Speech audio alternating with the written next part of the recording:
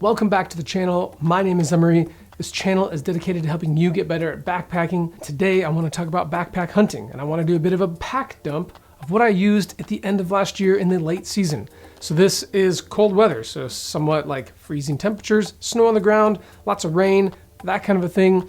And the reason why I want to share it with you is because I'm very happy with how it all performed. But I'm not just going to dump a bunch of stuff out and tell you that, oh, I have this, I have that, I have this. I want to tell you why I chose each piece of gear, or at least why I have it in the first place. So this might be a bit of a longer video, but for those that are interested in seeing what everyone is taking with them, I think it'll be beneficial. And I did consider making this a really streamlined video and just getting the wave tops, but that's basically pointless. And I want to just help educate you on why I made my decisions based on my use case, because I find that to be the most helpful. If you're new to backpacking, no matter what kind of backpacking you're doing, if you're just new to this whole thing, even if you're backpack hunting or through hiking, I have a backpacking course. It's everything you need to know about backpacking to get up and going all in one place. There are links in the description of the video if you want to check that out. And if you're looking for a backpacking outdoor podcast, I have the Byland podcast as well. Over 100 episodes on that and counting. Be sure to check that out if you haven't already, and subscribe because you'll get notifications when new episodes go out. Okay, let's talk about each element of my pack out, and we're gonna start with the backpack. Super simple. I use the Exo Mountain Gear 3200 on a K3 frame. I really like this pack. I bought it in 2020 when it came out, and I had a chance to use it in 2019 on the Exo Mountain Gear Death Hike. I really like it. I chose the smaller pack because I'm usually just streamlined with my stuff. Yes, I was a little packed full with late season gear, so if you're not dialed in, I would suggest getting the 4800 or a little bit bigger pack. But for me, the 3200, because I'm streamlined, I'm used to just picking and choosing exactly what I need. It worked for me. I had everything I needed for multiple days in the field. So that was my pack. Next, let's talk about my shelter. This is the Seek Outside Cimarron. It's not the ultralight one, though I really want that one. The reason why I use that tent is because it's floorless and I just really enjoy using it. It's great for two people and it does really well in the late season. And anytime I can use a floorless shelter, I will, because they're just really easy to use. And I find the Cimarron to be a very versatile shelter. I also have a video on this talking about all the reasons why I like it, and I highly encourage you to check out Seek Outside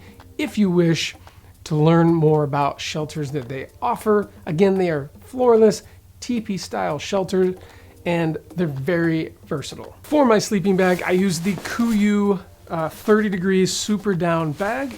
This I came by in 2017 when I hiked the Pacific Crest Trail. I have over 1,000 miles in the field with that bag and I absolutely love it. Yes, it's a 30 degree, but I find 30 degrees to be a very perfect temperature rating for what I'm doing.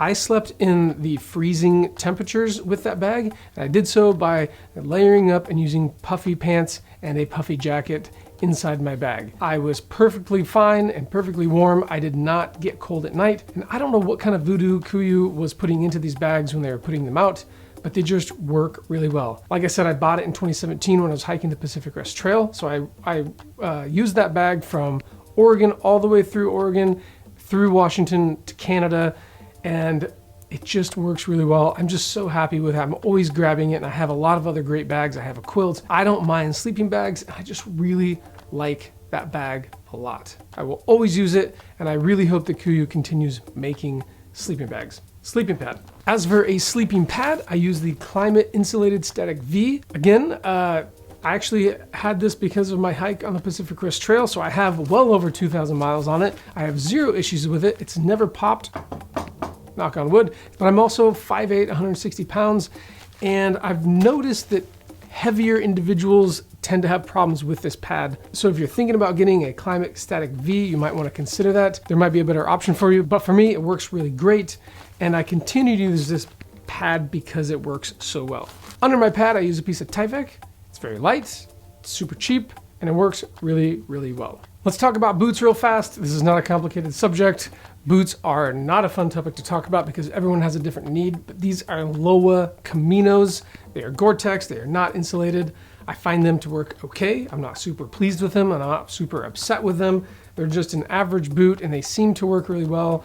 They're fairly light. I like how narrow they are because I liked having my foot to be able to, I don't like having a big boot, and they seem to hold up. So that Lowa Caminos for boots seem to work pretty well. All right, let's talk about clothing. I'm gonna talk about base layer on up to rainwear. So for base layers, on one hunt, I wore these First Lite Aerowool 3/4 length merino wool bottoms. They're very lightweight, and I think I wore these on the October hunt, so it wasn't as cold as the November hunt. And for the November hunt, I wore, 260 weight Icebreaker merino wool leggings. I love merino wool as a base layer. I'm just not a synthetic guy. I overheat in synthetics, so for me, it's merino wool. I don't have it on me right now, but for a t-shirt, I just wore a regular merino wool t-shirt. Worked really well. I just don't have it on me right now, so imagine this is a merino wool t-shirt. Pants, super cheap. Prana stretch Zion pants. These are like $80 tops. You don't need super fancy pants. I even have cheaper ones. These ones I wore both in October and November, and they worked really well. Very flexible. I just really like the weight of them. Not too heavy, not too light. As a mid layer, I wore a First Lite Kiln hoodie. As you can tell, I like green. I'm done with camo. I really love this hoodie. It's super comfortable. It's a little bit thicker than usual. I can't remember what the weight is on it. You can look it up on their website. I really love this hoodie. I always find myself grabbing for it, especially when I'm hunting. It's just a great mid layer. I love this next piece of gear. I owned it once before, but it was in camouflage, and I got rid of all of my camouflage and I bought it all over again. And this is the Kuiu 240 zip Peloton. First of all, it's a full zip, and it has a fleece liner on it. It has this grid material on the outside, if you can kind of tell. Yeah, there you go. Where I wear it is when I need that extra layer of warmth in the late season. It just made my kit so much warmer. I just kept layering and layering and layering, and it was awesome. I actually wear it between my mid layer and my insulation layer, but you can wear it just as a nice, lightweight, soft shell. I absolutely love this thing. If you are considering getting it, please do. It is amazing. You won't regret it. Let's talk about insulation. This is my first season using these. These are the First Lite Uncompahgre, gray, whatever the heck that word is, puffy pants. These are synthetic insulated pants, and these were a game changer. When I was glassing in October, they were amazing, and when I needed extra warmth in November, they were again amazing. I wore them in my bag to drop that temperature rating down, and I wasn't cold one bit. I will always be using these again if I'm gonna be glassing, if I'm gonna be sitting for a while, or if I need an extra, if I need to drop that temperature rating of my bag down. Highly recommend any sort of insulated pant, but these ones seem to do the job. Also, I chose synthetic because it rains a lot where I'm at, and I just wanted that extra bit of protection so that in the event they did get wet, they would still keep me warm. As for an insulated jacket, this is a down hoodie from Outdoor Vitals. If you don't know Outdoor Vitals, they are an awesome, awesome company. The owner's super nice guy. He's also into hunting, but he's also into thru-hiking and just backpacking in general, and he's creating some really awesome products. So this is just your regular down hoodie. I really love this thing. It's lightweight, seems really durable, but it's just your average lightweight insulated hoodie, and it's really inexpensive. So be sure to check them out. All right, so on the outside of all of that layering system, I had rain gear because I live in the Pacific Northwest, and I have the Chugach rain gear from Kuiu, again in green. I don't wear camo anymore, top and bottom, and these things are awesome. I used to own the Yukon line, and I was looking for something a little bit more lightweight because the Yukon is really, really awesome if you're going to be living in it. But if you're going to be taking it on and off, you can be backpacking with it. Chugach seems to be that nice middle ground that's super durable. I busted through a ton of brush with these things this year, and they held up great. Never wanted anything else. The only thing I don't like about those things is they don't have cargo pockets on the pants, and I wish they had some sort of pocket on the pants, maybe in the front. That would be an awesome addition. But regardless, awesome set of rain gear, very reliable, and I'm kind of just a big fanboy when it comes to Kuiu's rain gear. On my head, this is a 400 weight merino wool beanie, And I usually bring this when it's very cold outside. But to be honest with you, I didn't really use it very much because what I ended up doing was wearing this merino wool cycling cap. And I know this is gonna sound and look goofy, but I'm a bald guy and I need my sweat to be captured. What I learned from this, wearing it this year, is that I would end up layering my head. So I'd wear this, I'd put up my hoodie or my neck gaiter, which is merino wool from First Lite. That's the next item. I would put this on over this, and then I would put my hoodie on and another hoodie, and I could just strip as I go instead of wearing this, getting hot and pulling it off and switching hats. So going forward, I'll probably just end up wearing a merino wool cycling cap that's kind of like a skull cap, neck gaiter, and then whatever hoodies I have, I just layer on top. As for gloves, these by far are my favorite pair of gloves. They are not very expensive. They're probably $15, 12 to 15 bucks, and they're fingerless wool gloves. I've used these in every type of scenario possible: rain, snow, the whole 9 yards, and they just tend to be my go-to gloves. I did, however, try wearing these First Lights, I can't remember what these things are called. Maybe I'll list them down below. These are okay, but the problem is that this leather, when they get wet, this is merino wool material here.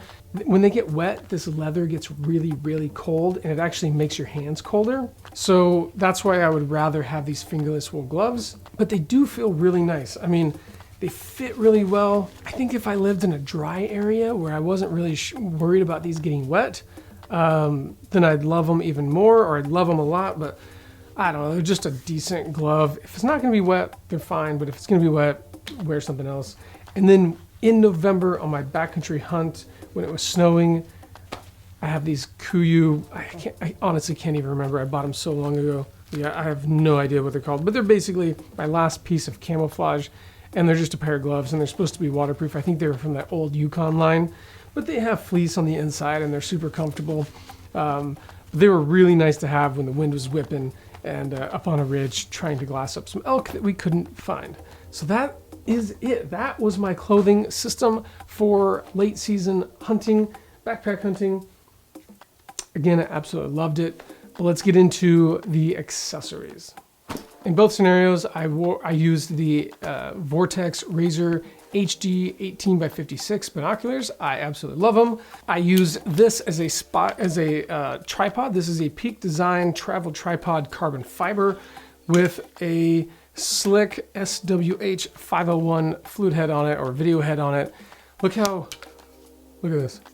Have you ever seen something so narrow? This thing slides into the side pocket so easily, and I absolutely love it. Razor HD 8x42s. These are my go-to binos. I hunt the woods a lot, so I don't need super high power, and that's why when I paired them with the 18s, it worked really, really well. And this is just a Kuiu bino harness. Headlamp, Petzl Tika RXP. This is an active headlamp. This is an older version, but they make updated versions. It's rechargeable in the field, so I use a power bank to recharge my stuff, which I don't have here, but I'll have to grab it. Garmin InReach Mini, I absolutely love this thing. It's a must-have, and I'm glad I do have it because the two-way text messaging is amazing. This is an Argali field knife. I can't remember what the name of it is, but it was the first one that they came out with. It is extremely lightweight, and the handle on it is very tactile. I absolutely love it. Argali, you're kicking butt. Water filter, this is the Sawyer Squeeze. It's the smaller one, I can't remember the name. I'll put the name on the screen. This thing's awesome, super lightweight. If you're in an area that has lots of flow of water, they're really great, just don't let them freeze. If I wanna carry extra water, I use platypus bags. This is a 2 liter, this is a 1 liter, depending on what my needs are. And on that note, I do not run a water bladder. I actually use smart water bottles.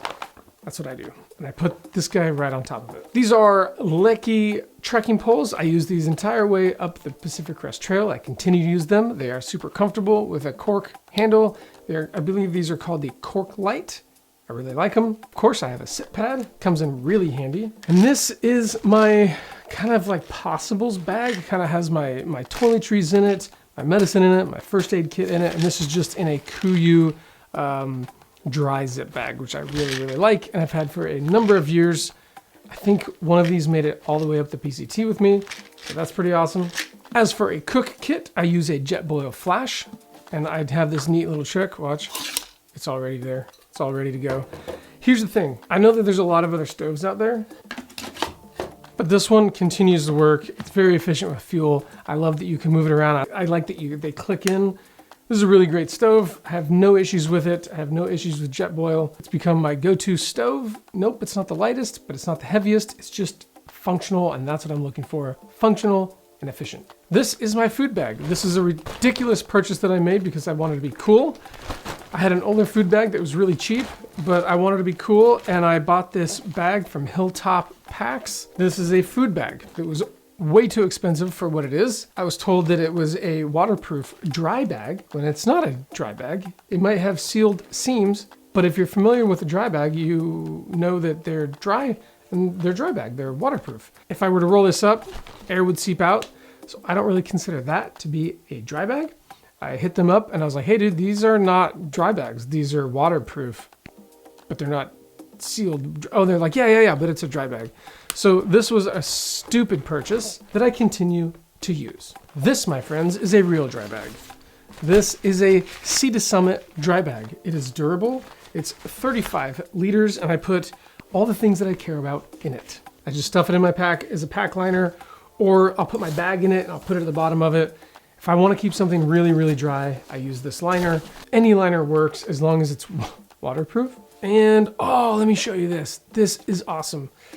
You're gonna laugh, but I've come to love this piece of gear. This is a Grand Force Brooks hatchet. It's a very small hatchet. It's probably a little over a pound. And I bought it, I should probably do a whole video on this thing, but I bought it because I was always finding myself needing to drive stakes in the ground or make firewood. And I had a friend of mine that continued bringing a hatchet on backpacking trips, and I loved using it, but I didn't want to bring a big, heavy hatchet. So I deep dove the internet and I found Grand Force Brooks. You should look into them. They're really awesome. This thing is super cool. And when I'm hunting and I might need firewood, I bring this with me. It's a nice to have. I really, really like it, and it's great. You might also laugh at me again, but I really like this. This is the Sitka hunting vest. And I thought this was a ridiculous purchase when I bought it, but I always had a really crappy hunting vest. And if you're gonna be hunting with a rifle, you have to wear orange, but it has so many things that come in handy. One, it's just good quality. And two, it's got usable pockets on it.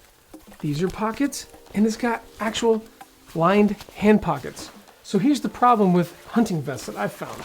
Sure, you might have a lightweight hunting vest and it's not that big of a deal, but it goes on over everything. That means it's blocking pockets. But with that thing, it becomes its own useful piece of gear. And if I'm gonna wear something orange, I'm gonna have to wear a piece of gear, I want it to be functional. I love that thing, and I think you should too. These are Kuiu Yukon gaiters. I cannot say enough good things about them. I've had them for years. I have one hole in them from an antler of a deer that I put there. Other than that, they've worked flawlessly. I absolutely love them, and I'll be sad one day when I have to replace them because I've just been around the block with them a lot. And these are like full-length gaiters. Almost done. This is a Kuiu dry zip bag, and what I use this for is I put all the things, like I put my pillow in it. That's a Sea to Summit pillow. I'll put like different, this is my electronics bag, so I have my charger in it. There's an Anchor charger in here for all my chargeables. And I just put anything that I'm not gonna need access to throughout the day in this bag, and it works really well. I did this on the PCT as well, and it worked awesome. And lastly, you don't have to use this specific brand, but in this bag, so the way I do my meals is I put all of my food in my food bag, but I pull out the food that I'm gonna use for the day, and I put it in a separate bag that I leave on top of my pack. This is a Kifaru pullout. They have a bunch of different sizes. I don't recall what size this is, but I'm guessing it's like what, like 6 by 10 or something like that. Anyhow, really awesome. So the night before, I just pull out all of the snacks that I want for the next day. I put it in here and I call it a day, and I eat out of that bag, so I'm not digging through my pack at night. I think the only thing left to discuss is the weapon that I used. And my friends, that would be the Bergara Mountain Rifle 2.0. I'm gonna do a separate video on it, but it's right here. I absolutely love this rifle. I picked it up from Bergara. They let me demo it, and I ended up saying, can I just keep it? And it was awesome. It has Cerakote finish, carbon fiber stock, a great trigger on it, and the stock just feels so dang well. It's very light. I think it's 6.5 pounds off the line, and I just absolutely love it. So that is it. That is everything that I brought with me in my pack for late season backpack hunts. I will leave links to every single thing that I can link to in the description of the video, so be sure to check that out. That way, if you want to pick any of it up, you can do so, or you can just peruse at your will. But that is it. That's everything. I hope this was helpful, and if it was, please let me know. This is the kit that I'm going to be hunting with going forward. I don't see anything changing, and if it does, I'll be sure to let you know. But yeah, that's it. If you have any questions, let me know. And if you're headed out on an adventure anytime soon, be safe, make great decisions, and we'll see you next time.